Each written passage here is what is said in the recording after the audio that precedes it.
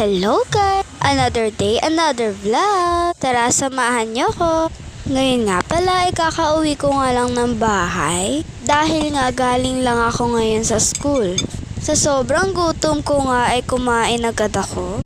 Simple lang naman yung mga niluto ni mama ngayon. At yung iba nga pala ay binili lang namin sa labas. Ayan nga, sobrang ang dami ng kinakain ko dyan. Dahil nga gutom na ang ante mo.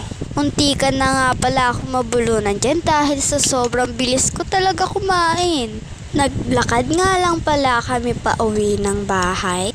Naglalakad nga lang talaga ako pa uwi ng aming bahay dahil may pasok talaga sila mama sa work. Ayun nga, uminom na nga yung ate mo ng tubig dahil muntikan na talaga mabulunan yan. Busog na busog talaga yung ate mo. Pagkatapos nga, nilinis ko na rin. At yun lang, bye-bye!